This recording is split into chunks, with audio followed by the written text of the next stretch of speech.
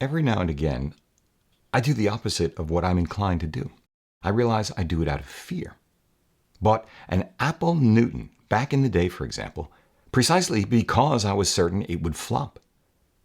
But with that certainty, I immediately began to worry that my mind might be ossifying, getting stale, narrowing. Feh, I should have saved myself the money. In that case, I was absolutely right. But what about this full-frame Laowa 9mm f5.6 coming soon in Leica M, Sony E, and Nikon Z mount?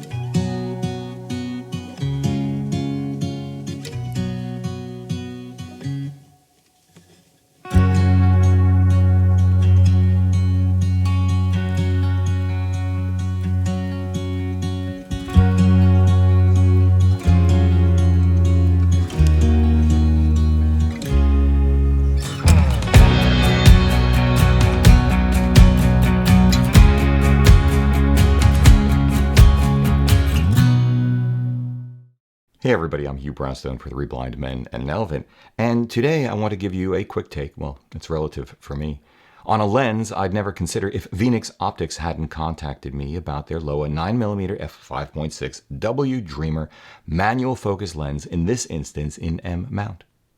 Not only would I not consider a lens like this, a rectilinear, call it super duper wide angle, but pretty much any lens from a manufacturer with which I'd had no experience, no sense of their expertise, and no sense of how it would help me do what I do or solve any of my current preoccupations or challenges. Especially a manual focus lens designed for the Leica M bayonet mount with no rangefinder coupling. What's up with that? No 6-bit coding. You know the adage is time is short. There's power in saying no. Or just, hey, we've got better things to do with our time.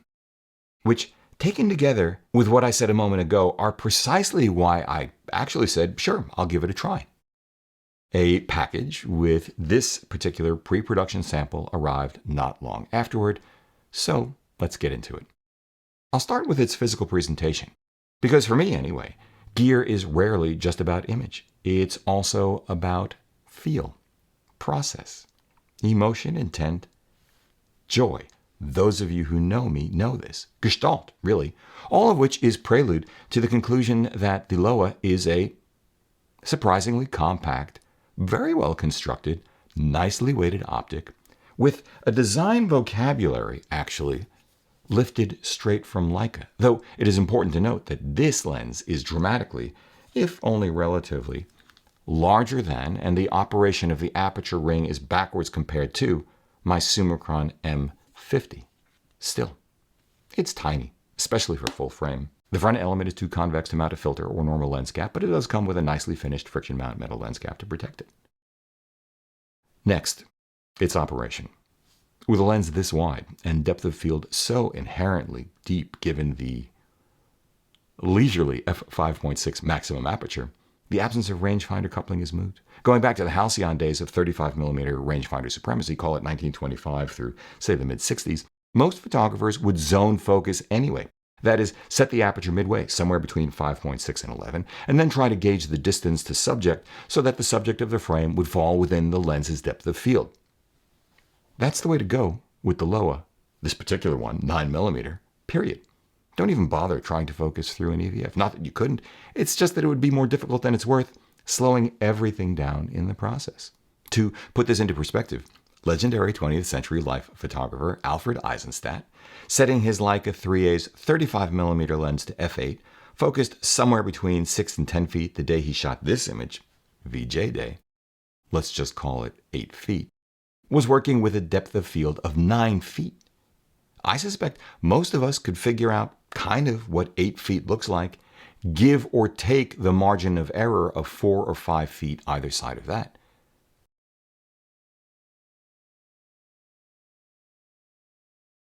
Though, actually I should mention, call it a useful FYI, the depth of field is not symmetrical front to back.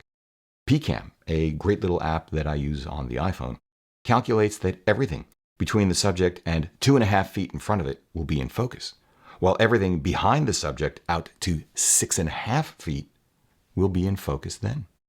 This is the irony of why rangefinder cameras were, and still can be, so fast. 0 time spent futzing or focusing with no shutter lag. With the 9mm Laowa set to f8 at 8 feet, which is easy to do because unlike most lenses today, it does have a depth of field scale engraved on its manual focus-only lens barrel. The depth of field is essentially infinite, literally from 1 feet 2 inches to infinity. Wide open at f5.6, hyperfocal distance occurs around 3 feet, about 1 meter, meaning, again, that everything in frame between infinity and about 20 inches should be sharp, or at least as sharp as the lens is capable of rendering. Hold that thought. Of course, more important than the gear, this is always true, you've heard me say it many times, is the photographer's eye, skill, and intent. In my case, my intent boiled down to 4 ambitions. First, to determine if this new-to-me field of view would open my mind to new possibilities, and if so, would those possibilities translate into images I really like? Second, to determine if shooting hyperfocal, or zone focusing with this particular lens, would feel comfortable. Third, to determine whether or not the lens's image quality would satisfy me. And fourth, to determine if, taken together, the lens represented sufficient value to make it compelling. I'll just cut to the chase. Yes, it did open my mind to new possibilities. I especially liked the shot of the red shed, for example. I will experiment more with ultra-wide-angle shooting in the future. Yes, shooting hyperfocal not only felt comfortable, but was liberating. No shutter lag, and paradoxically, no autofocus anxiety, which I will tell you right now are facts of life for every single camera I have ever used at one point or another, even Sony's brilliant A9 and A7R4. Which mode should I use? Why is it focusing on the wrong thing? As I was shooting, I thought back to Izzy and the others and how much of their mental energy was allocated to capturing the moment versus futzing with their cameras and menus to prepare for it. Yeah, I think I'm going to be doing more zone focusing in the future. On the other hand, honestly, no, image quality doesn't satisfy me. Which is not to say image quality is bad. It isn't. The colors are beautiful as delivered to the outstanding SL2 sensor, the contrast very nice and crispy. It just isn't as sharp as I want, and there are additional implications for having a maximum aperture of just 5.6. Hold that thought. Now, this is a very subjective thing, I freely admit. I know some of us will argue that today's emphasis on resolution, distortion, flare control, preoccupation with field curvature or edge-to-edge sharpness wide open, blah, blah, blah, robs us of the delights of lens character. I understand. I am not unsympathetic. But my own view is that while I can successfully take down sharpness in post, I cannot do as well trying to boost sharpness or reduce field curvature. Some of us may also argue that given a lens this wide, most of these things are quite beside the point. Again, I understand. Especially if your ambition is to shoot from the hip, capture motion, emotion. Which I was delighted to do with my iPhone 11 Pro a few months ago with this. Or what I did with the Leica CL just over a year ago here. So, sure, there is room for reasonable people to disagree, born of aesthetic sensibilities or priorities. Budget. And, it must be said, even with my reservations about sharpness, distortion, and chromatic aberration, actually. And for as much as I love what my iPhone 11 Pro can do, the Laowa on the 47 megapixel SL2 blows it out of the water. Of course. Interesting, I found the 0.5x lens on the 11 Pro, by the way, to be its weakest link in any case, though again, it didn't prevent me from enjoying the image I shared with you and which I manipulated heavily in post. Then again, it's also fair to say that I don't like, or more properly, have neither the skill nor imagination to embrace the distortion at frame's edge, at least not often. Thus, were I to use a lens this wide with intent, it would be, for now, because distances are so tight that it would be the best choice to get a sufficiently wide view to capture the object or objects of my fascination and then crop. Which, come to think of it, might be precisely when such distortion would support the subject matter within the frame or the emotion I was trying to create, so I might not crop. For now, let's leave it like this. As a general rule, if I am not extracting maximum value from the camera body lens combination I have in hand, I should be using a different combination.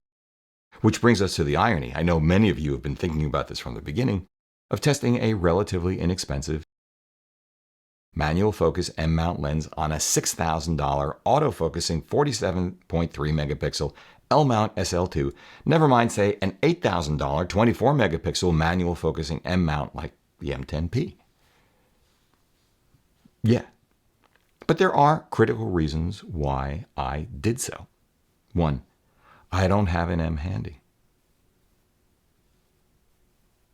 2, the lens has no rangefinder coupling anyway, so there's no value in using the M as far as rangefinder focusing is concerned.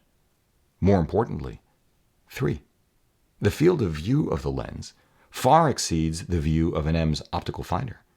I am unaware of plans by Venus or anyone else to produce one, and a WYSIWYG EVF makes more sense to me anyway, though a proper hot shoe mounted optical finder would indeed be a boon for framing and a kick to use, depending on your personality and preferences.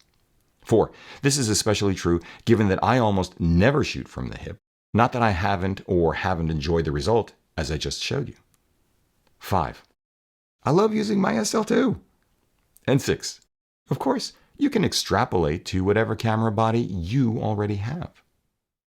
Finally, no, given how I see, how I shoot, and with what I shoot, the Laowa 9mm f5.6W Dreamer is not sufficiently compelling to become part of my kit. But what does this mean for you? Who would find this lens interesting? Well, it begins with someone looking for essentially infinite depth of field, or someone with an aesthetic sensibility who can appreciate, love that 9mm field of view, or the full frame equivalent of, call it a 14mm field of view on an APS-C body, 18mm field of view on a Micro Four Thirds body. Maybe someone who shoots from the hip. Maybe someone who sees and frames the world in extreme, some might consider even jarring ways. Someone who likes to shoot really, really close, yet still provide context by showing what would ordinarily be out of frame or out of focus. Could be a Leica M film shooter or digital M shooter. It is an M-mount optic after all, but it could also be any full-frame shooter, natively for Sony and Nikon Z, as I mentioned earlier. Pretty much any other camera with the appropriate lens mount adapter, and M to other mount adapters are ubiquitous. Unlikely someone covering sports or wildlife, because the probability of being hit or eaten would be uncomfortably high for me. Maybe someone who embraces slower shutter speeds and or outdoor daylight shooting, because that 5.6 maximum aperture is slow, depriving you or me of shooting at base ISO and faster shutter speed. But with all of this said, really I want to close out this video today by applauding the folks at Venus Optics for their boldness in challenging conventional wisdom and perspective, and their audacity of bringing the lens to market, which, by the way, should arrive next month. Pricing will be $899 in M-mount, $799 for Sony and Nikon Z. On a personal note, I also want to thank you guys, for getting me to open my mind. But what do you think? If you like what you've seen here today, please give a thumbs up, subscribe, join the conversation below. You guys continue to be just incredible, knowledgeable, inspiring, funny. You're a joy, truly. Follow us on Instagram and Twitter. Grab one or both of our new Hold That Thought t-shirts you wanted us to put up at our new 3BMEP Threadless.com store. Support our work by using our affiliate links down below in the show notes, dropping us coffee money via our PayPal link down below in the show notes, or even better than that, we invite you to become a patron of our work over at Patreon. Link down below. We've created our Patreon page because we are stoked to bring you not only gear reviews, but with our What Were You Thinking and Good World Gone Bad series, historical, educational, artistic morsels, and longer form conversations, not interviews, with world-class photographers, curators, gallery owners, keepers of the legacy, folks like Elliot Irwitt, Anya Sear, Mark Lubell, Ethelene Staley, and friends like Brian Smith, Paul Giroux, Nino Rakicevic, and more.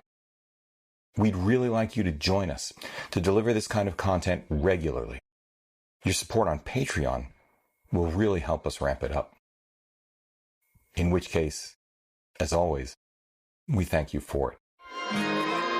That's it. For Three Blind Men and an Elephant, I'm Hugh Brownstone. See you next time.